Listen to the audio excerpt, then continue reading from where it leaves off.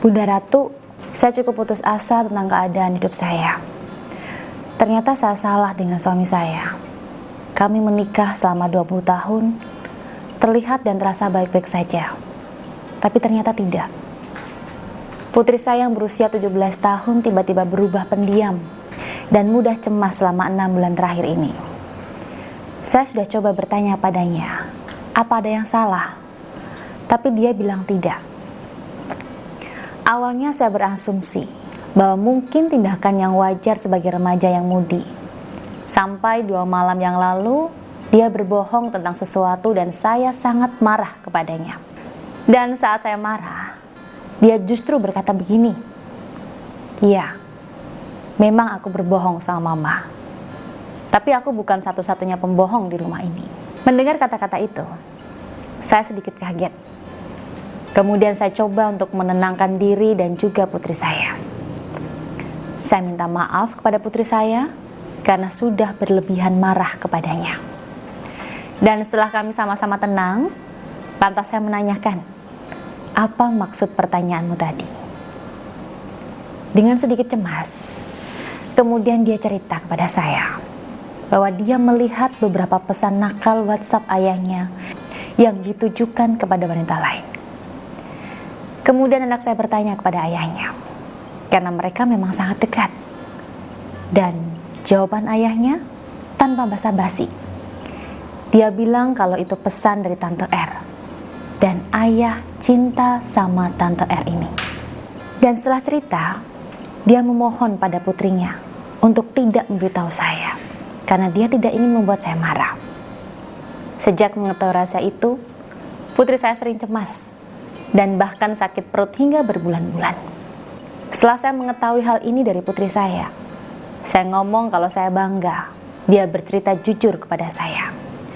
Tapi saya cukup menyesal kenapa dia merahasiakan hal ini hingga membuatnya sakit. Kami lantas berpelukan dan setelah itu saya pergi ke kamar saya dan menangis.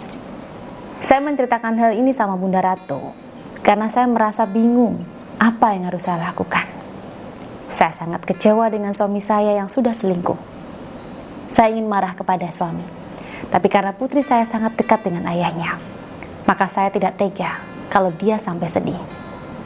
Untuk itu, tolong, apa yang harus saya lakukan, Bunda Ratu? Ini adalah salah satu masalah dari klien saya ya, dan mungkin Bunda di luar sana pernah mengalaminya. Sebelum saya jawab dan berikan cara untuk menghadapinya, pertama, saya ucapkan prihatin dengan kondisi rumah tangganya saat ini. Saya paham jika ini kondisi yang cukup berat karena melibatkan putri Bunda.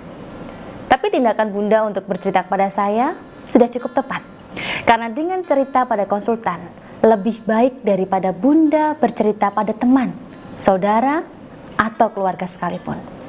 Untuk langkah pertama, menghadapi masalah ini adalah memberitahu dan meyakinkan putri Bunda jika Bunda dan suami bisa mengatasi masalah ini dengan baik.